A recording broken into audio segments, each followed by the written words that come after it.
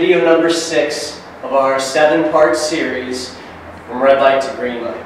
So today is going to be our hurdle step. What we're going to do is again take you, just like we have with all the other ones before, from mobility all the way up to our strength and power. So if you haven't caught those yet, make sure you get caught up. Run through the active straight leg raise, shoulder mobility, rotary stability, torso stability, inline lunge, and now today's going to be our hurdle step. Next week we're going to finish this series up with our deep squats, so make sure you tune back in next week so you can recap all 7 of the movement patterns that we see with the FMS. But let's get started with our hurdle step today. So mobility, as Steve discussed last week in the inline lunge, sometimes in a large group training situation you may have to attack mobility. So if we're doing step ups and their movement patterns just not there, they don't have the ability to flex without losing position, we may have to attack some mobility in our large group situation. But today, for today's purpose, let's just go ahead and get started with our static stability, to where we're going to go through stride stretch with rotation. Basically, all these positions, we're going to be working on getting into this single leg stance, being able to maintain good control, good balance, good breath in this single leg stance. So we're going to work on a static motor control. We're going to add some rotation with our stride stretch, and then we're just going to eventually put the hands up a little bit taller to put a little more stress on the core and have more control going on there. Then we're going to take it to our core engaged standing hip flexion. Pretty cool little drill that we're going to do with a resistance band, and just practices good step up without actually using the step. Then we're going to get into our strength and power stuff here, to where Steve's going to take me through a single leg deadlift, as well as our step up. Building up to that step up so we can actually start to load it and have good patterns in that movement. So Steve, why don't you go ahead and take me through the stride stretch all the way up to my step up and deadlifts. Alright, well, let's get started on the hurdle step stuff then. We got the stride stretch from rotation as our first exercise. So I'll bust out a piece of sophisticated exercise equipment, chair.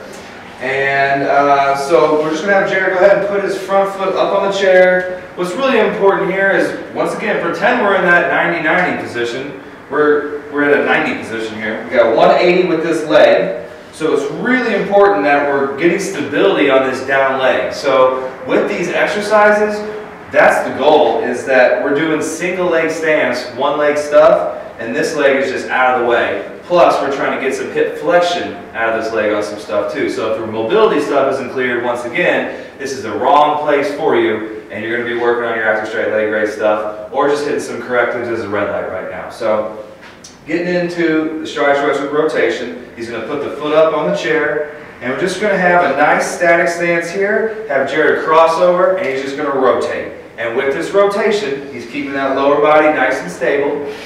This is like a really, really low level chop lift motion here, and except for now he's in a standing position instead of half kneeling. We got a good breathing pattern here. He rotates, he's inhaling through the nose, out through the mouth, making sure he keeps a nice canister here. He's got a nice solid spine angle here. There's perfect neutral posture. And from there we can increase the intensity of this a little bit just by throwing those arms up in prisoner position. Same thing, just rotate, keeping this nice and still and stable.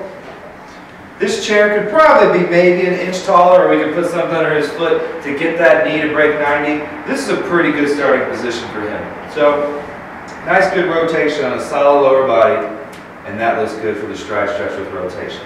From there, we're going to start to pre-engage the core and get some hip flexion with a pre-engaged core. So now we're just kind of starting a pattern. Once again, I'm an anchor point. I'm either a doorway, a hook, a rack, whatever.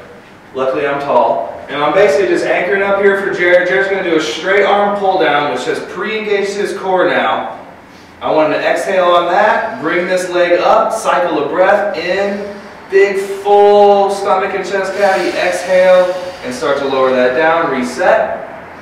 Breath, exhale and lower down. Bring the knee up, cycle of breath, Now he's getting nice static stability on that down leg with a pre-engaged core, getting some good hip flexion. A lot of times pre-engaging that core will start to help with that hip flexion also. So that looks really good. And that's the beginning of some good dynamic stability stuff. And then from there, we're going to start to train the pattern with single leg deadlifts and with actual step ups. So go ahead and grab you some dumbbells for the single leg deadlift. Once again, assuming now that the active straight leg raise is clear. If someone has a 1 on the active straight leg raise, they're not going here. This is where we should be only if everything's clear and we're starting to pattern the single leg. So basically, as we went over in this series multiple times, the RDL and that hip hinge pattern is the same thing except with one leg. So basically just imagine Jared's doing his RDL, but he's just pushing this heel back. Right here, I'm going to try not to throw Jared off balance by doing this, but at the end of this motion, that leg should be in line with the back and the head and the butt and everything. Now it's really good right there. So we're starting to get some nice, good single leg stability, and then we can progress that into a step up. So I'm going to have Jared face the camera as he does these step ups so we can look at his knee.